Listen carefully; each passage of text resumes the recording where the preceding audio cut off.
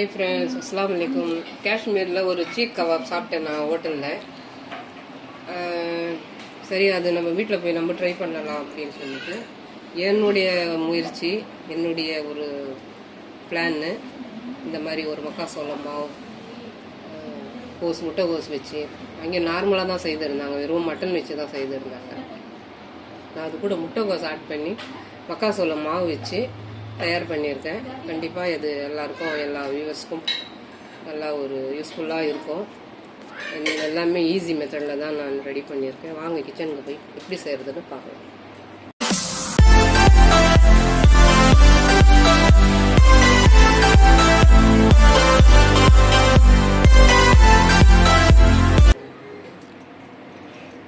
கால்வாசி கட் பண்ணி வாஷ் பண்ணிவிட்டு பார்க்கலாம்.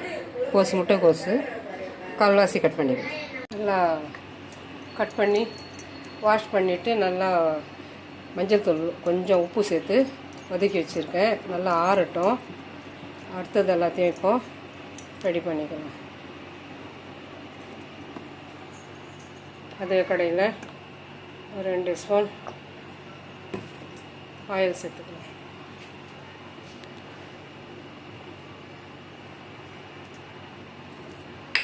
ஆயில் சூடானதும் பட்டை, கிராம்பு, ஏலக்காய்,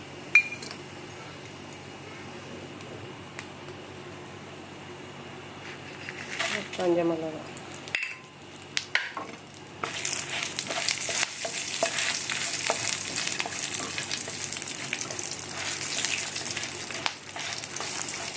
சிம்மில் வச்சுக்கோங்க. ஒரு சின்ன துண்டு இஞ்சி, பூண்டு,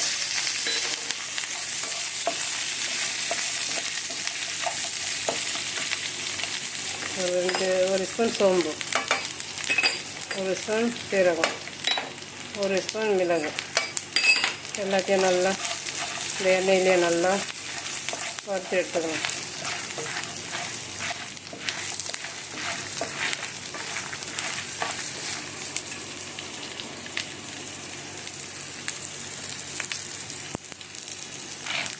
நல்லா ஒரு மணமாக இருக்கும்.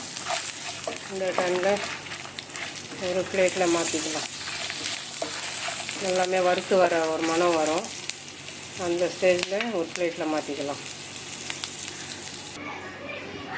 வறுத்தாச்சு, ஒரு பிளேட்லேயும் மாற்றியாச்சு. இதுவும் கொஞ்சம் நேரம் அப்படியே ஆறட்டும். ஒரு ஸ்பூன் எண்ணெய் சேர்த்துக்கலாம்.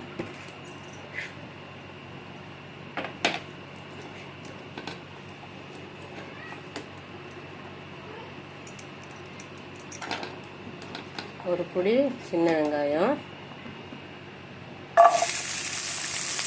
2 பெரிய வெங்காயம். நல்லா கிரேவி வேணும் இல்லையா?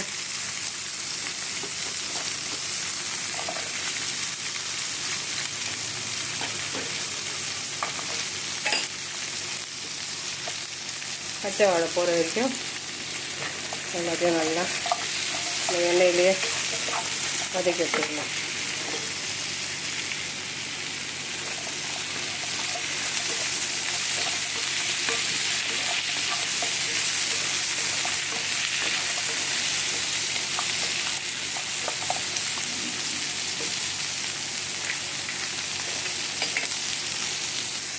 நல்லா வதங்கிடுச்சு. இப்போ ஒரு கொத்தமல்லி, ஒரு தக்காளி, நாட்டு தக்காளி தான். நவீன் இருந்தால் 2 போட்டிருக்கலாம். நவீன் தக்காளி கிடைக்கல. கடைக்கு போயிட்டு பார்த்துட்டேன், நவீன் தக்காளி இல்லை இந்த ஏரியாவில். அதனால் நாட்டு தக்காளி ஒரு தக்காளி சேர்த்து எல்லாமே நல்லா சேர்த்து வதக்கி எடுத்துக்கலாம். கொஞ்சம் எண்ணெயும் விட்டுக்கலாம், ஒன்றும் பிரச்சனை இல்லை. இந்த மசாலா நல்லா வறுத்து எடுத்தால் அந்த கிரேவி நல்லா டேஸ்ட்டாக இருக்கும்.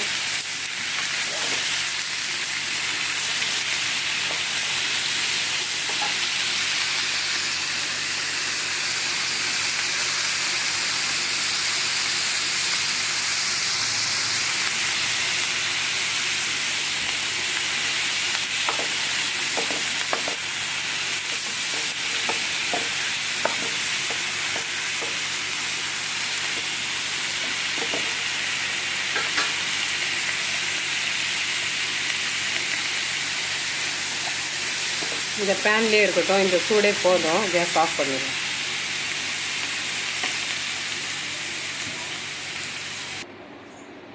ஒரு கிலோ சிக்கன்னு, போன் இல்லாமல் வெறும் சிக்கன் மட்டும். இதை வந்து நல்லா வாஷ் பண்ணி வச்சுருக்கேன்.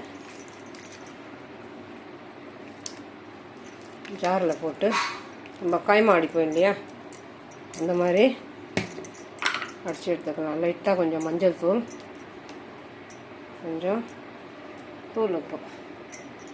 இந்த ஒரு பேட்சாக அடிக்கும்போது கொஞ்சம் இந்த மாதிரி சேர்த்து அடித்து எடுத்துக்கலாம். கைமாவுக்கு அடிக்கிறோம் இல்லையா, கைமா அந்த மாதிரி அடித்து எடுத்துக்கலாம். சிக்கன்னு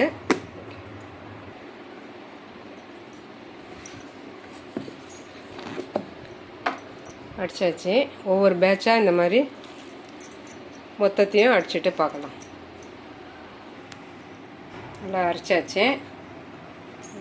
ஒரு பெரிய வெங்காயம் நல்லா சின்னதாக பொடிசாக கட் பண்ணி ஒரு வெங்காயம், ஒரு ஸ்பூன் சோம்பு பவுடர், ஒரு ஸ்பூன் கரம் மசாலா, ஒரு ஸ்பூன் காஷ்மீரி தூள். இது எல்லாத்தையும் சேர்த்து ஒரு 2 ஸ்பூன் ஆயில் விட்டுக்கலாம். கையில் ஒட்டாமல் வரும், பிசைறதுக்கு ஈஸியாக இருக்கும். இது எல்லாத்தையும் ஃபஸ்ட்டு மிக்ஸ் பண்ணிக்கலாம்.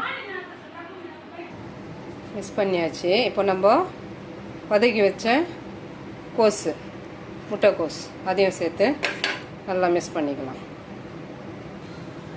எல்லாம் கலந்தாச்சு. கோஸும் வதக்கி நான் மக்காசோளம் மாவு அரைச்சி வச்சுருக்கேன். இந்த மக்காசோளம் மாவு நல்லா ஜெலிச்சியும் வச்சுருக்கேன். இதை தேவையான அளவும் நம்ம மாவு சேர்த்துக்கலாம். நல்லா டேஸ்ட்டு கொடுக்கும். வேறு எந்த மாவும் தேவையில்லை. இந்த மாவு எல்லாத்தையும் சேர்த்து கொஞ்சம் லைட்டாக தண்ணி தெளித்து மிக்ஸ் பண்ணிக்கலாம். நம்ம கோஸ் சேர்த்துருக்கிறதுனால சிக்கன் சாப்பிடாதவங்களும் சிக்கன் சாப்பிட்லாம். ஏன்னா நீர் சத்து உள்ளது தான் அந்த முட்டைக்கோஸு.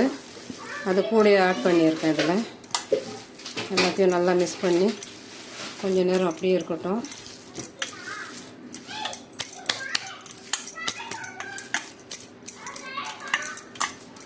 ஒரு சொந்தக்காரெல்லாம் வந்தால் இந்த மாதிரி செய்து கொடுத்தீங்கன்னா நல்லா உபரியாக வரும், நல்லா டேஸ்ட்டாகவும் இருக்கும். ஒரு ஓரமாக இருக்கட்டும். வறுத்த பொருளெல்லாம் அப்படியே சேர்த்து ஜாரில் போட்டு நல்லா பேஸ்ட்டாக பவுடராக அரைச்சி எடுத்துக்கலாம். இந்த மாதிரி குறைப்பாக அரைச்சிட்டு கூடவே வெங்காயம், வதக்கி வச்ச வெங்காயம் சேர்த்துக்கலாம். வெங்காயம், தக்காளி அதனால அப்படியே போட்டுக்கலாம். கொஞ்சம் கொஞ்சமாக அடித்து நல்லா பேஸ்ட்டாக வரணும். மொத்தத்தையும் போட்டு அரைச்சி எடுத்துக்கலாம். நல்லா ஃபைன் பேஸ்ட்டாக வரணும்.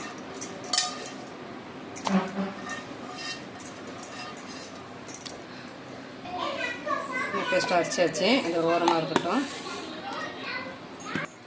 ஒரு 5 ஸ்பூன் கடலை எண்ணெய். நம்ம ஆல்ரெடி மிளகா போட்டிருக்கோம். லைட்டாக 1 ஸ்பூன் காஷ்மீரி தூள் கலருக்கு. ரொம்ப சூடாக போடக்கூடாது. எண்ணெய் லைட்டாக சூடாகும் போது போட்டுக்கணும். இப்போ அரைச்சி வச்ச மசாலா,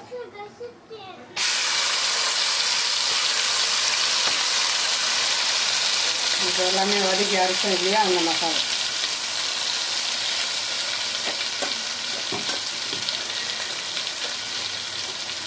ஒரு 2 ஸ்பூன் தனியா பவுடர். கிரேவி நல்லா திக்காக வரும்.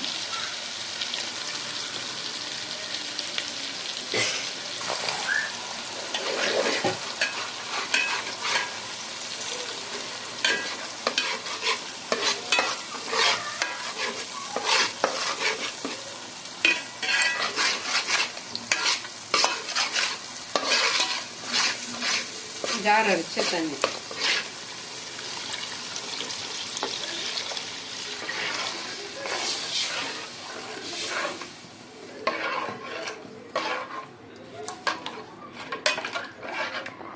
உப்பெல்லாம் சரியாக இருக்கான்னு பார்த்துக்கணும்.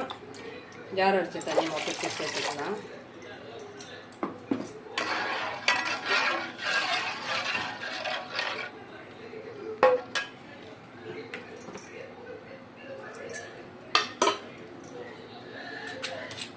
தேவையான அளவு உப்பு சேர்த்துக்கலாம்.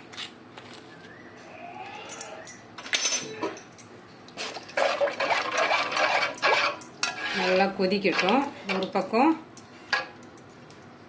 நம்ம ஷீக் கபாப் ரெடி பண்ணிக்கலாம்.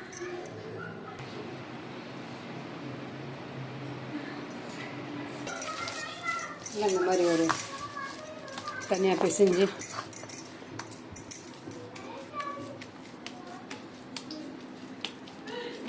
மாதிரி ஒரு பிளேட்டில் வாழை இலை வாங்கின்னு வர மறந்துட்டேன். ஒரு இந்த மாதிரி மைக்கா பேப்பர் இருந்துச்சுன்னா போட்டுக்கோங்க. போட்டுட்டு நல்லா தட்டையாக நம்ம ரொட்டி தட்டுறோம் இல்லையா, அந்த மாதிரி கையாலேயே ஓரளவுக்கு கனம் அவளுக்கு தட்டும்போதே தெரியும். அந்த அளவுக்கு ஒரு கனமாக நம்ம கையாலேயே நம்ம லெவல் பண்ணிக்கணும். அடையெல்லாம் தட்டுறோம் இல்லையா, அடை அதிரசம்லாம் தட்டுறோம் இல்லையா, அதுதான் கை பக்குவம். அதுவே மாதிரி தான் நான் எப்படியோ ரெடி பண்ணிக்கலாம்.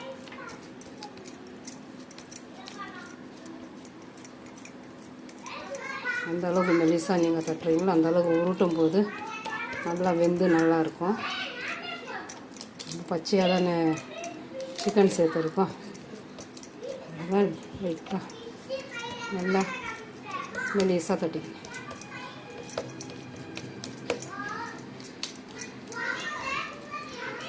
எல்லாத்தையும் லெவல் பண்ணிக்கோங்க.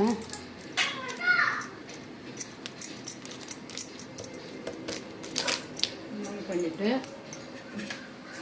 இந்த மாதிரி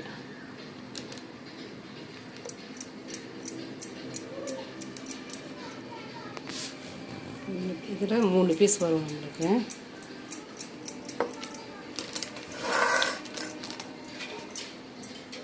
இந்த மாதிரி நம்ம குச்சி ரெடி பண்ணி இந்த குச்சி இப்படி வச்சுட்டு அப்படியே இந்த மாதிரி அப்படியே ரோல் பண்ணிக்கணும். அப்படியே எடுக்கும்போது நம்மளுக்கு லைட்டாக நம்ம இந்த கோஸெல்லாம் சேர்த்துருக்கோம். கறியுடைய அந்த இதெல்லாம் இருக்கும் இல்லையா, ஜவ்வு, அதெல்லாம் அப்படியே ஒன்றோட ஒன்று ஒட்டின்னு இருக்கும். நம்ம இந்த மாதிரி உருட்டி செய்கிறதுனால நல்லா ஃபினிஷிங் நல்லா வரும். கொஞ்சம் இந்த மாதிரி நம்ம ரெடி பண்ணிக்கணும், ஈஸியாக இருக்கும். பிடிச்சி உள்ளே தவாவில் வைக்கிறதுக்கு கொஞ்சம் இந்த மாதிரி நம்ம குச்சியை வெளியில் வர மாதிரி பார்த்துக்கலாம். மீதியெல்லாம் அப்படியே எடுத்து தவாவில் வச்சு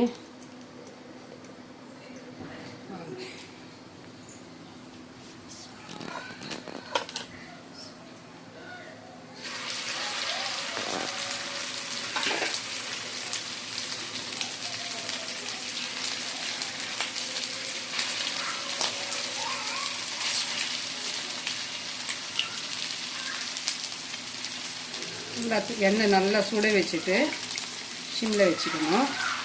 அது நல்லா வேகணும் இல்லையா.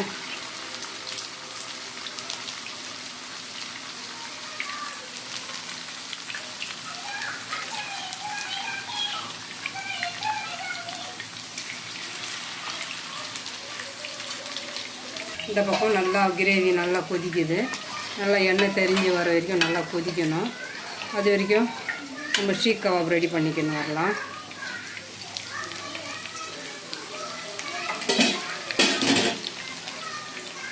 இந்த மாதிரி ஆயில் எடுத்து இது மேலே போட்டிங்கன்னா கொஞ்சம் சீக்கிரமாக ஆகும்.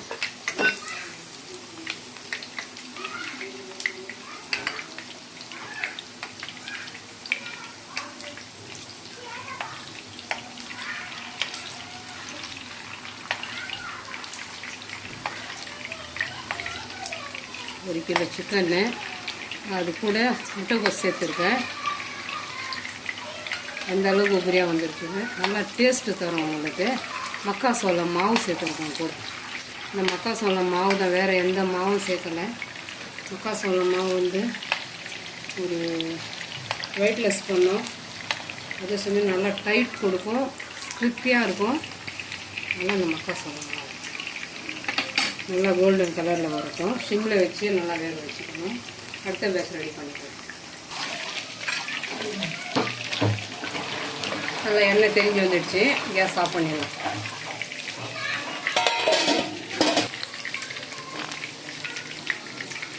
அடுத்த பேட்ச் ரெடி பண்ணிக்கலாம்.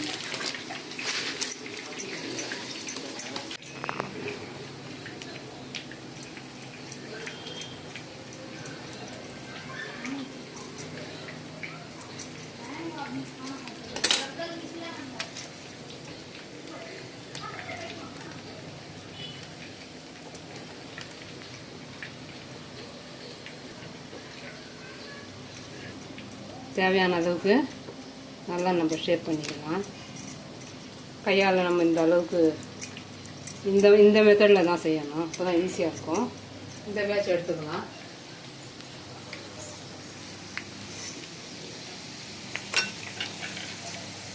நல்லா இந்த மாதிரி கலர் நல்லா இந்த அளவுக்கு வரணும்.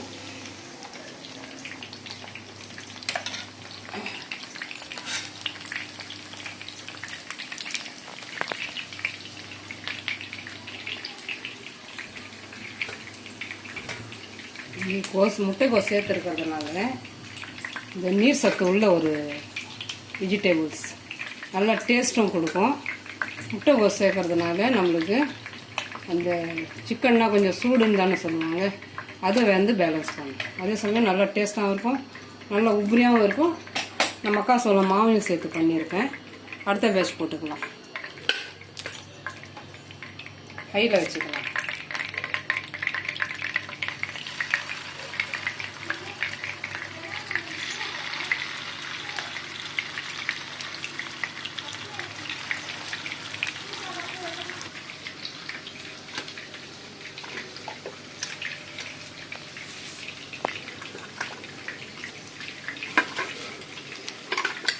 சூடாக தான் இருக்குது.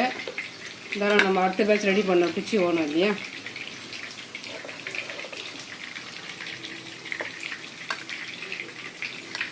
இருக்கட்டும்.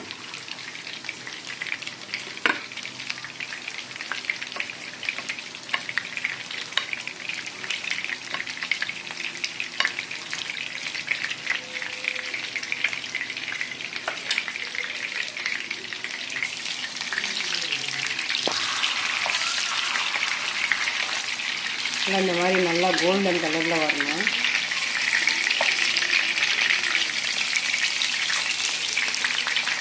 இந்த மக்காசோளம் மாவும் நல்லா ஒரு டேஸ்ட்டு கொடுக்கும். அதே சமயம் இந்த கடலை மாவு ஒருத்தருக்கு ஒத்துக்காது. அதனால் இந்த மாதிரி இந்த மாவு வச்சு செய்யலாம். அரைச்ச மாவு பார்த்தீங்க இல்லையா, அப்படியே மக்காசோளம் மாவு அரைச்சிருக்கேன்.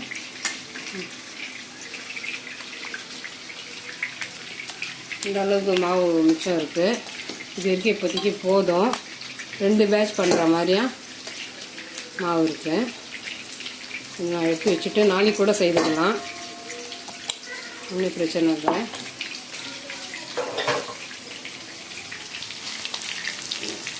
நல்லா இந்த கலர் வந்ததும் எடுத்துக்கலாம். கோஸ் வதக்கிறதுனால நல்லா இந்த மாவை கூட நல்லா ஒட்டிக்கும். நம்ம பச்சையாக போட்டால் ஒட்டாது, உதிரும். அதை கொஞ்சம் நல்லா கவனத்தில் வச்சுக்கோங்க. வதக்கிட்டு தான் செய்யணும். இந்த மஞ்சள் தூள் உப்பு சேர்த்து வதக்கிக்கோங்க. நல்லா வதக்கிட்டு ஆறின பிற்பாடு நான் எந்த மாதிரி கலந்தனோ அந்த மெத்தட்லேயே கலருங்க. வதக்கிட்டு செய்தால் தான் உதிராமல் வரும். கேஸ் ஆஃப் பண்ணிவிட்டு எடுத்துக்கலாம். 2 பேட்ச் மாவு எடுத்து வச்சாச்சு.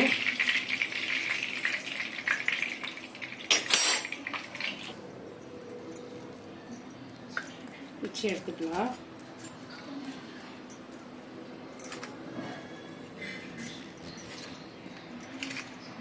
ரொம்ப ஈஸிங்க. நம்ம இந்த அளவுக்கு நீட்டாக லாங்காக செய்ய முடியுமான்னு நம்ம அவஸ்தைப்பட வேண்டாம். இந்த மாதிரி ஒரு ரொட்டி மாதிரி நம்ம சப்பாத்தி மாதிரி உருட்டிட்டு கையாலேயே நம்ம அடை தட்டுற மாதிரி தட்டிட்டு இந்த மாதிரி ஒரு ஸ்டிக்கு வச்சு நம்ம ஓன்ற அளவுக்கு நம்ம நல்லா லென்த்தாக நம்ம ரெடி பண்ணிக்கலாம். 2 பேட்ச் போட்டாச்சு.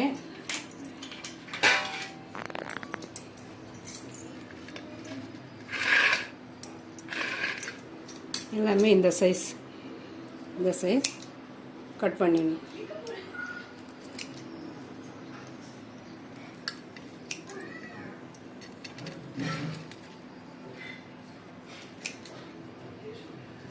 காஷ்மீர் போயிருந்தேன், இப்போ ஹோட்டலில் சாப்பிட்டேன். ஆனால் இந்த மாவெல்லாம் கலக்கலை, கவாப் செய்து வச்சுருந்தாங்க. ஆனால் நிறைய மக்காசோள மாவு ரொட்டி தான் சாப்பிட்றாங்க இங்கே. அந்த மாவு வச்சு நம்ம ஏன் இந்த மாதிரியெல்லாம் செய்யக்கூடாதுன்றது என்னுடைய ஒரு யோசனை.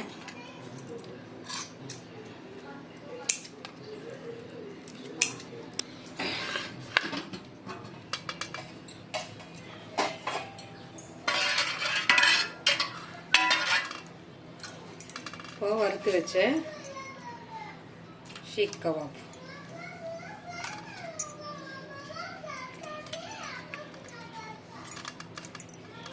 நல்லா இந்த கிரேவி எல்லாம் நல்லா அப்சர்வ் ஆகிடும். நல்லா ஒரு வேறு லெவலில் இருக்கும் டேஸ்ட்டு.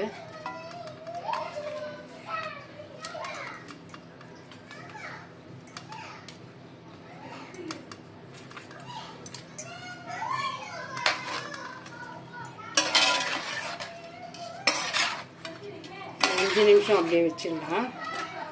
வச்சுட்டு சர்வ் பண்ணிக்கலாம்.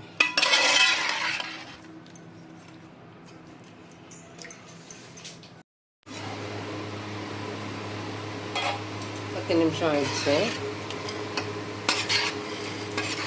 நான் கிரேவி கொஞ்சம் ஃப்ரீயாக தான் விட்டு வச்சுருக்கேன். இன்னும் கொஞ்சம் டைட்டாகவும் வச்சுக்கலாம். நான் கிரேவி கொஞ்சம் ஃப்ரீயாக வச்சுருக்கேன்.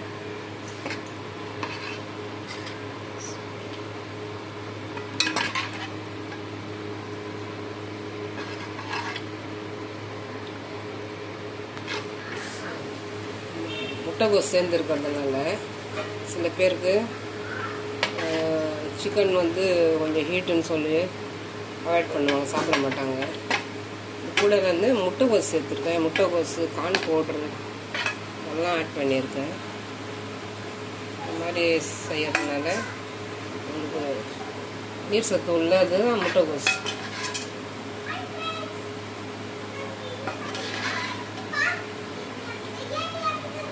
ட்ரை பண்ணி பார்க்கலாம். நீங்கள் ஒரு வாட்டி சிக்கன் சாப்பிடாதவங்க இந்த மாதிரி ட்ரை பண்ணி பாருங்கள்.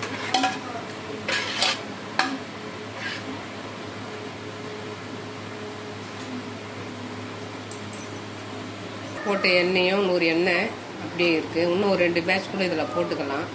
எண்ணெயும் ஜாஸ்தி அப்சர்வ் ஆகலை. ஏன்னா கார்ன் பவுடரும் இந்த முட்டைகோஸ் போட்டிருக்கேன் இல்லையா, அதனால எண்ணெய் அவ்வளோவா குடிக்காது. எண்ணெயும் ஜாஸ்தி எடுக்காத ஒரு ரெசிபி நம்ம ரெடி பண்ணிடலாம். இது கூட ரொட்டி, ரைஸு எதனாலும் நம்ம சேர்த்து சாப்பிட்டுக்கலாம். நான் ரொட்டி செய்திருக்கேன்.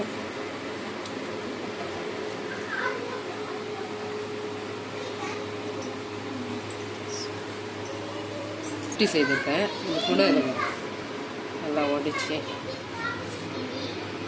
நம்ம ஏற்கனவே நல்லா வறுத்துட்டோம். குழம்புல போட்டு இந்த சூட்லேயும் நல்லா வெந்துடும். சிம்மில் வச்சு நல்லா கோல்டன் கலரில் வறுத்து எடுத்தால் சிக்கன் தானே சீக்கிரம் வெந்துடும். இந்த மாதிரி ஒரு ரொட்டி கூட செய்துக்கலாம். கூட ரைஸும் சாப்பிடலாம்.